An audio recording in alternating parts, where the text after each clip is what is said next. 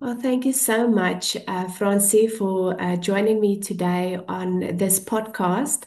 I'm so excited to have you with me. And yes, I am very excited to share with all of our viewers about a wonderful book that I only recently started to read. But before we are going to have a conversation about this, I would just first of all like you to introduce yourself. And for those of you who don't know you and don't know who you are and what you are all about, can you just please just share a little bit with us? Thank you, Charmaine. Yes, my walk with God started as a woman in the Free State, in the countryside, that came to know Jesus as my Lord and Savior. And then suddenly I was in a church environment that I was so excited. And when I wanted to share with everyone, I'm now one of them, they all gave me a cold shoulder. And I realized that we are not on the same page. Mhm. So this started a walk with God where I wanted the questions answered. Because when I was born again, from the beginning, I had such a love for the purity and the truth of God's word. Mhm. And I wanted to follow that. And I could not get the answers in the environment I was. So that took me to a place where the Lord drew me into a relationship with Him, an intimate relationship with Him, where He started to minister to me. And then He started to reveal such a deep revelation of why things in our lives do not add up Yes. if we look at the Word of God as we should be as children of God.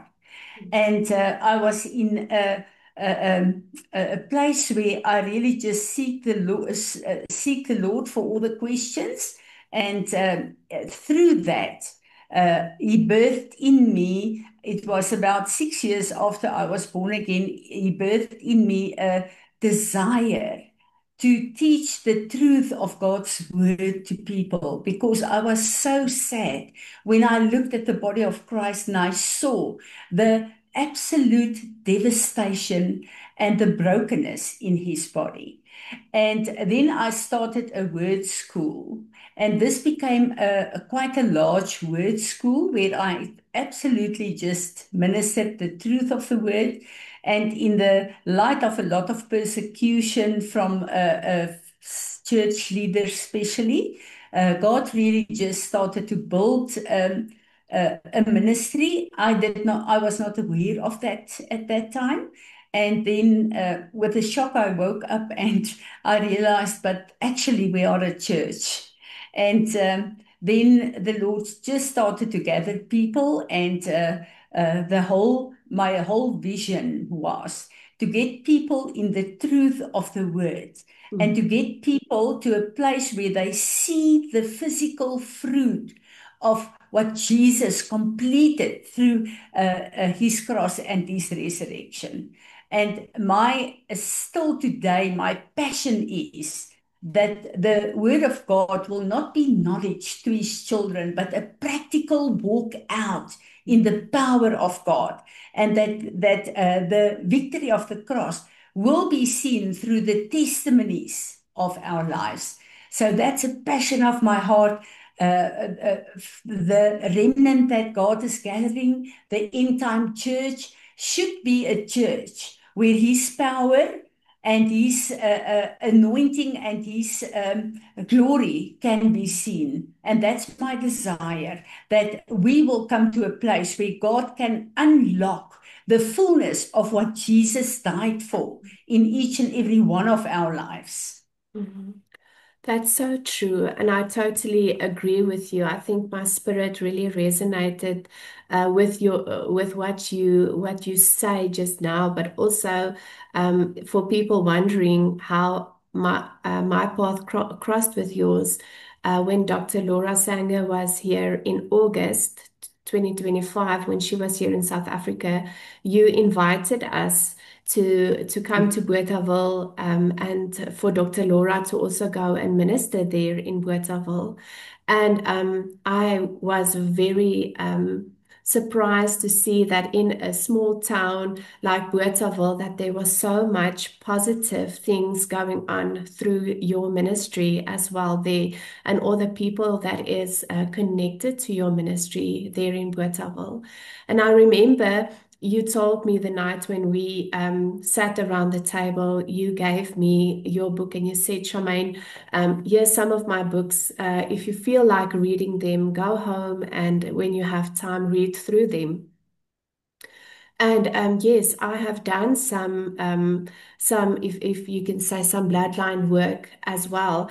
And once I started to read your book, yes, God's Spirit really prompted me to um, ask you more about, what the reason are for you writing this book. So this is why my next question would be, what inspired you to write this specific book, Breaking the Curse and Living a Blessed Life? Well, in my personal walk with God in my family, I realized that the truth of the word in our lives is not adding up. And Mm, I know that there's no fault on God's side. So I wanted to know what is wrong. And I really just seek God for this. And I wanted to know why is it in our family. My husband come from a very stable family, but they are also really pillars in this community. mm, And they are a family of 8 children, and my husband being the eldest, and he was the so-called black sheep of the family. mm, And I looked at this and I thought, no, no, something is very wrong here. And we are born again. What is going on? And then the Lord started to open my eyes for the patterns on the bloodline mm, and the family history. And I realized that there's a lot of people at that stage that said, when you are born again, Jesus completed everything for us. yes. And of course, it's true. But um, Jesus completed everything in our lives, but we need to work our salvation out Mm, daily mm, according to uh, Philippians 2 verse 13. Uh, Paul wrote this to the born again church of Philippi. mm, And we need to know that there is a place that what Jesus completed, we need to work it out in our own family, mm, in our own lives. So that opened a whole new world to me. And I realized that the curses and the wrong patterns on this family, mm, the Lord give each and every one of us the legal right to stand up in this bloodline because we are carrying the DNA. And he said to us in Isaiah 42 and Isaiah 43 is only two scriptures where he said, come and reason your case. mm, And that is actually, we can call it a family court because that reason your case, this is a court case. If you go to the Hebrew and the Greek understanding of these words, this is a court case. mm, So if the accuser of the brethren accuse you of something, mm, you need to know that you need to answer that in a right way. And the only way we can answer it is we need to know we come from a legal family. Our Father is a judge of the universe. Jesus is our advocate. The Holy Spirit is the one that convicts us of sin. So the accuser, when he comes in, we need to have a court setting and the only credential we have to have legal access to this is the blood of Jesus, our Lord and Savior. And the minute that you answer those accusations, Jesus with his blood come to the front and break everything off. So that the whole thing is that when we speak about curses, mm, curses is usually the unrepented sin of our forefathers. Mm, Now, when you look at your family line, Snyman, mm, there are generations before you. And if, say, two or three generations back, one of your ancestors committed murder, mm, but they never repented of that murder. mm, Just like the throne room of our God, where things are as are being written down, the same with the enemy. So he will not, if he have a legal right on your life, on your bloodline, leave that, yes. because that bloodshed is his legal right.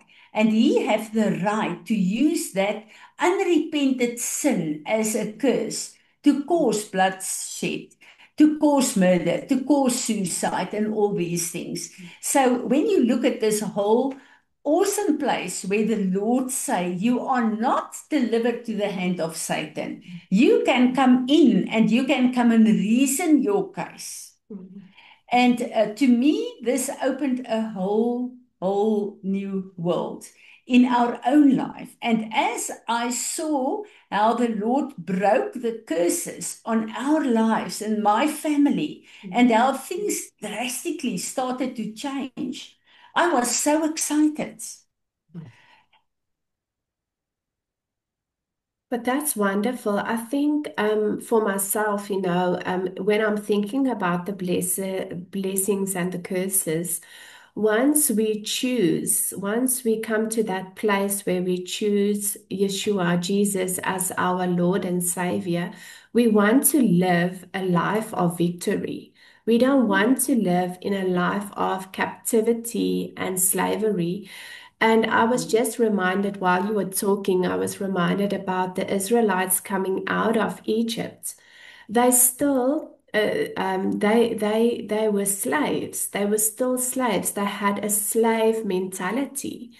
And when Abba Father told them, okay, well, I'm going to take you into the promised land, I'm going to give you your inheritance, an inheritance that comes from his throne room, they still had to go through the promised land, and they still had to face their giants, and they still had to go to war with these giants, if you can say it in that sense.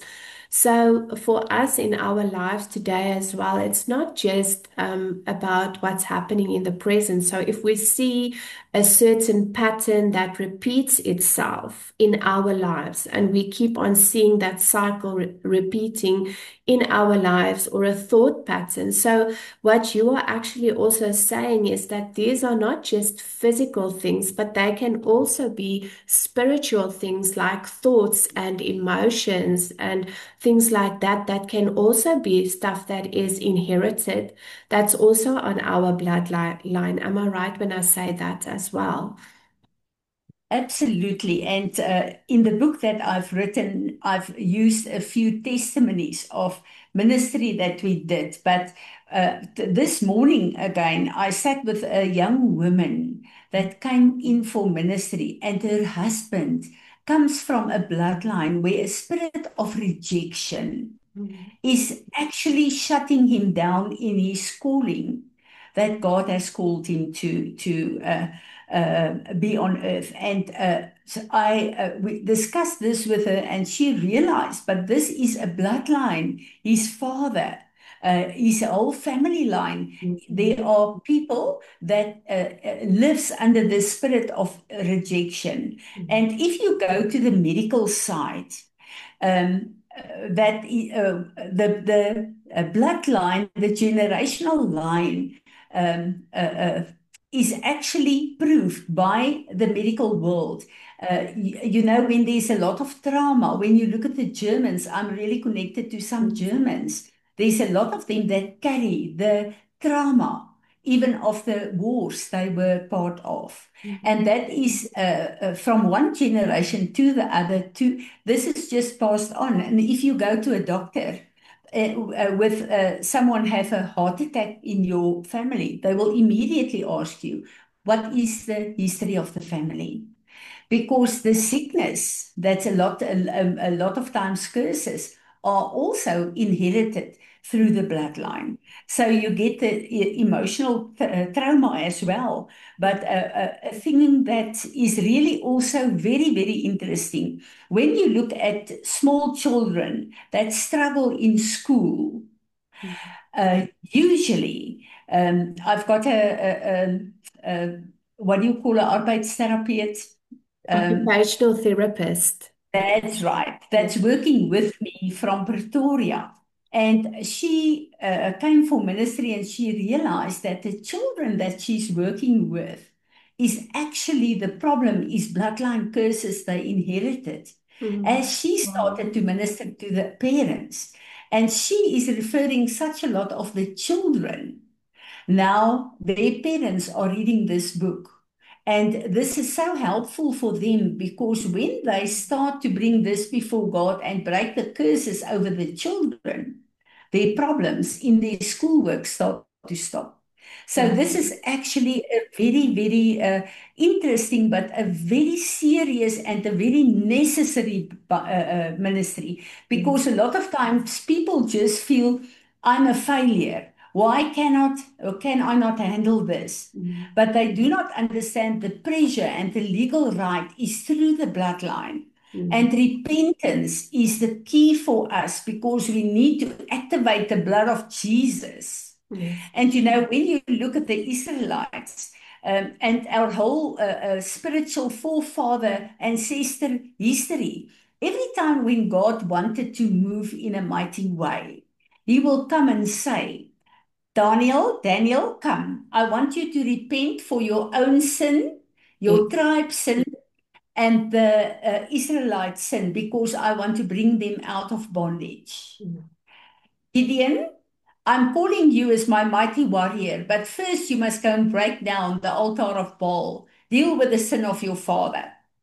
So every time the Lord, Nehemiah, the Yes. Lord said, I want you to do this work, but first repent.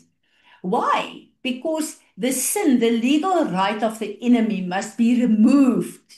Mm. Because our God is a righteous God. And if He say in Romans 6 verse 13 that everything we do is a weapon for the enemy or for God, righteousness or unrighteousness.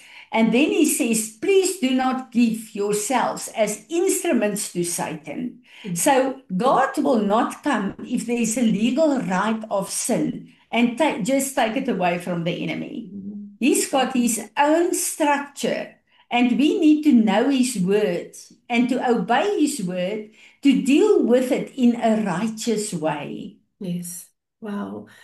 And Francie, I'm just also thinking some questions that comes up in my mind as well now is if somebody that's currently watching this podcast, if they are in fear that maybe that there are so many things and they know that they come out of a family of satanic ritual abuse or just a lot of abuse and neglect, or they might be adopted and they don't even know their mother and father or their history.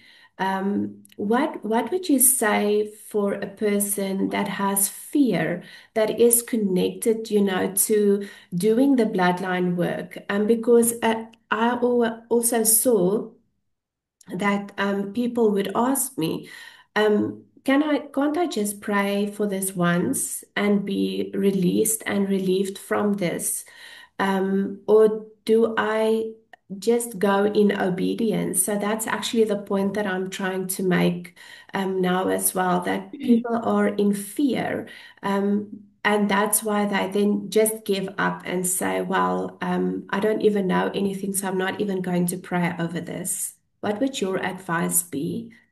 Charmaine, this is what burned within my heart when I said, Lord, the revelation you taught me, how do we get your church free? And the Lord said, He wanted me to write this book. So I know that this book has been birthed through this burden to get people free. Mm. But I really just can comfort people in this way to say that even if you do not know who your parents are, the Lord has given us a structure that when we do the first level of bloodlines, and you will read it in the book, we touch the areas that's in all of our lives, Mhm. like sexual sin, bloodshed, broken covenants, bondage. We cover that. And then we know as we cover that, there's a whole lot of things that has been dealt with. Mhm. But then the most awesome thing is then to wait on the Holy Spirit. Because God know you. He know exactly where you are at this moment. He know your future. And we can come before him and say, Lord, what is in the spirit opposing me now? Yes. What is there that you want to deal with? And God will always lead us through this. So we do not focus on programs or experience or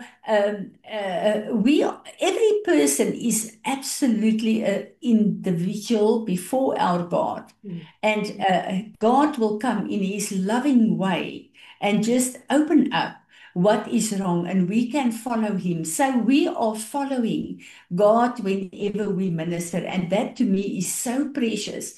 And Charmaine, every time when we as a team minister to people, I feel God's love for that person. Mhm. And every time we learn something new.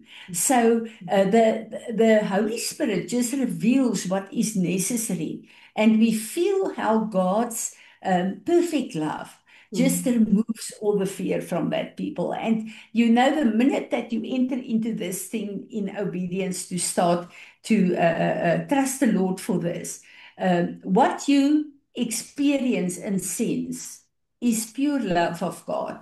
And Mhm. that usually motivates people to wait upon the Lord and to go for a next session because the bloodlines, we need to know we are actually going back to Adam.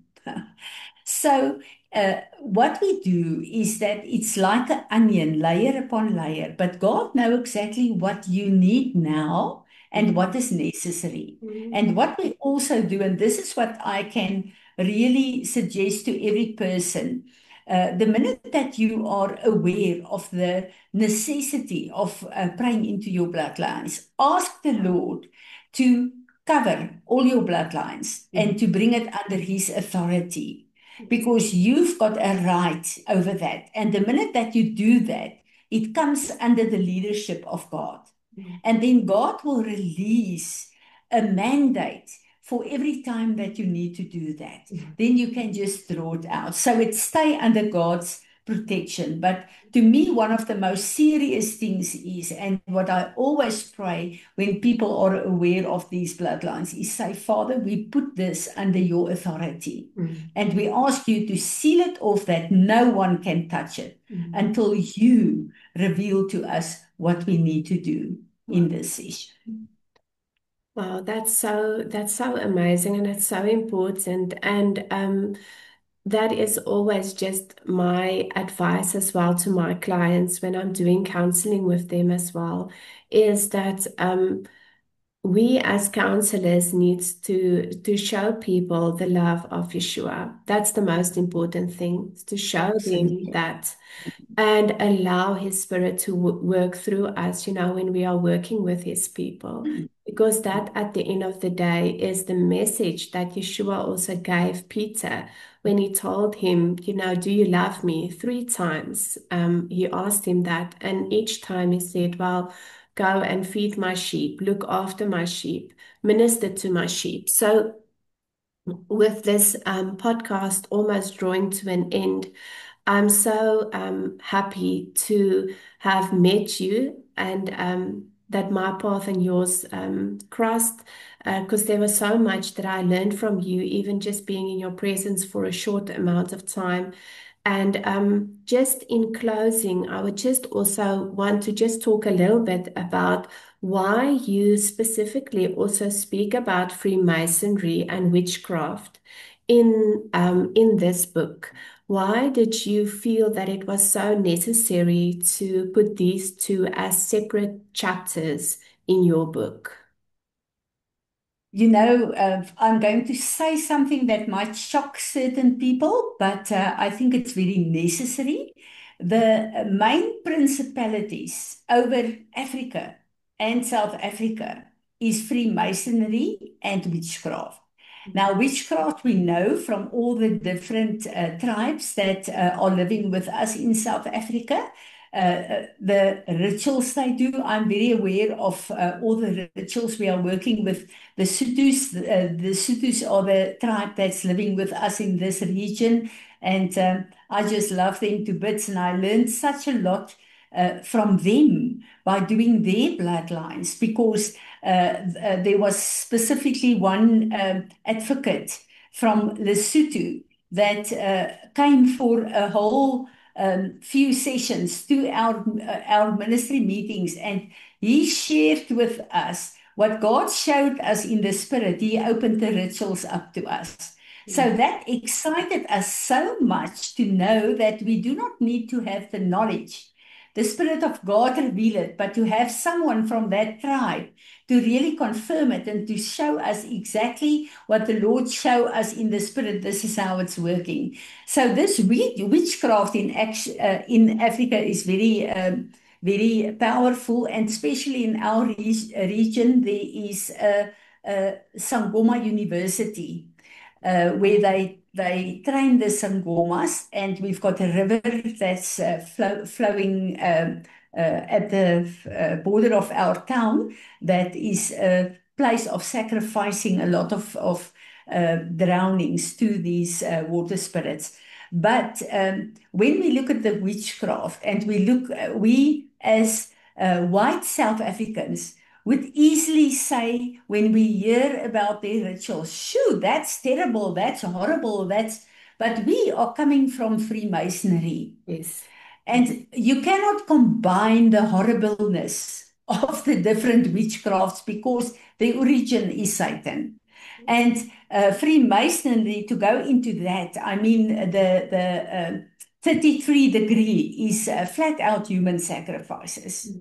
So the devastation this brings to families, and the witchcraft brings to families, we need to understand that. We need to understand that all of us, Acts 17 says that we all come from one blood and we are all redeemed by one blood.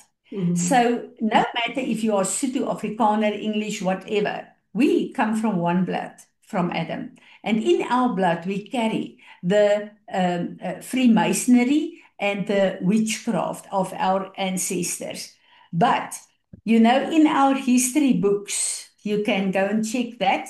Piet Retief, one of the trackers, the voortrekkers of the Afrikaners, had a manifesto, and he wrote there, I and 133 people are leaving the Cape in the name of the God of the Freemasons. Wow. That's in our history books. And if you look at what happened, and this is school history, the people that's my age will remember we had to learn this in school, at Blood River. What happened there between Dangan and Piet Retief? One of the old Zulu people that have all the legends that they tell from generation to generation. He said what happened there, as the ancestors told the stories, is in our history books, they say, Dangan said, kill the white sorcerers. Maak dood die wit towenaars. Why did he say that? I mean, why did he say that? Because the spirit of Freemasonry and the spirit, sorry, I just want to shut this down. The spirit of Freemasonry and the spirit of witchcraft had a clash there.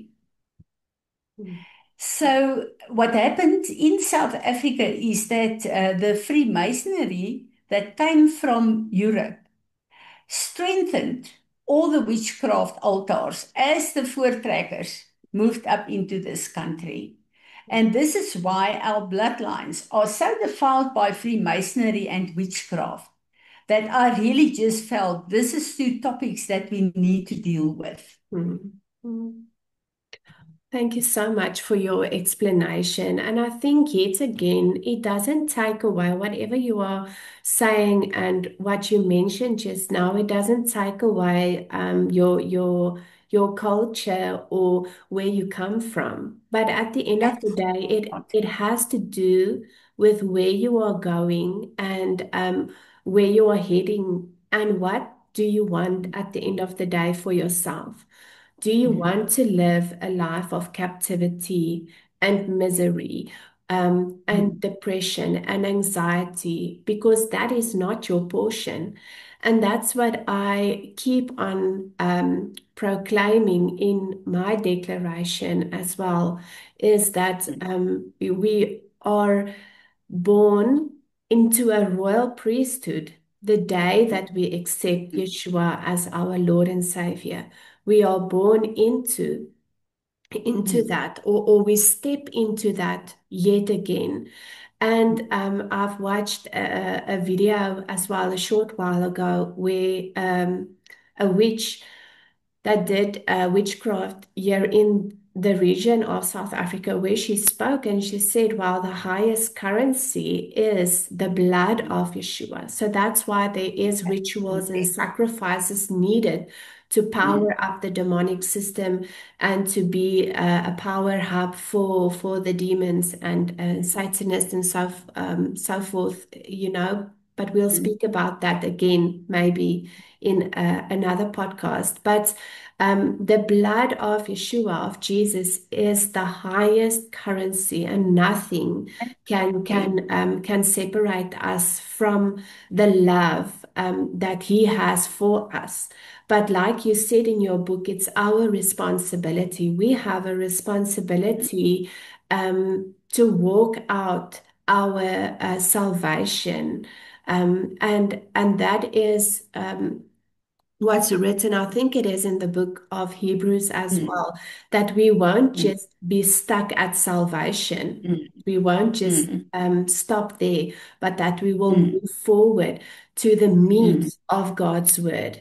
And I think this is such a good topic. And I know a lot of people have so many mm, opinions mm, about this, but mm, I love the way that your book is written because it takes you from the strategy of the enemy right mm, through the steps of mm. how we can approach God's throne room. And it also has all the prayers. Like I said, Yeah, like you mentioned, it has prayers in your book, not long prayers, but short prayers to pray, yeah, because it all has to do with the intention of your heart. And mm, like you said, it's a combined book yeah, that has everything that you need mm, each time to work through your mm, bloodline. And at the end of the day, it's not just for yourself. It yeah. is for whoever crosses your path so that you can have impact on their life as well, and that you have the tools to work out of this book and work it through with somebody else. One thing that I really want to highlight here is this book is to get us delivered to a place where we will be a testimony of a blessed life in Mm, God. We are dealing with all the wrong stuff here, but every culture have a God-given purpose. This is why the Lord says at the end of times, before the throne of God on the sea of glass will be all nations, all tongues, and all tribes. mm, So every tongue and tribe and nation have a redemptive purpose of God. We are dealing with the demonic. And this is why Paul said in all his sent letters, leave the traditions of your fathers. mm, And this is what he's meaning. All these traditions that's against the word of God, we need to leave that. And we need to know that our culture has also been redeemed. So mm, there's a lot of things in our culture that do not agree with the word of God. And we need to stay in the redemptive purpose and the godly mm, plan for our nation and our culture. And this is why it is so important for us. Then, in every session, we say to the Lord, Lord, we are dealing with this demonic and we want nothing to do with this. But please, all the godly mantles and the callings, and what is your plan for this DNA and this bloodline? Mm. Please, I want to embrace that and to manifest it to your honor, because that is a very, very important place. Wow. That is such a powerful statement that you just made, that there are blessings as well, and we need to Mm, take up those mantles mm, and walk in that authority. So, for those of you who would like to order Francie van Wyk's book, you are more than welcome to follow the link below, and you can then order your book from Yedaya Holistic and Counseling. And you can also contact Dr. Francie van Wyk as well. We will also have some information and links below where you can ask her some questions. If there are any questions that you would also have, you are more than welcome to do so. So we just want to say thank you to Francie as well for joining us today, joining me on this podcast. And I know that there is some information that would be valuable to whoever is listening today. So thank you so much. Thank you so much, Charmaine, and I really pray that this key will unlock a lot of destinies to the honor of our God. Thank you.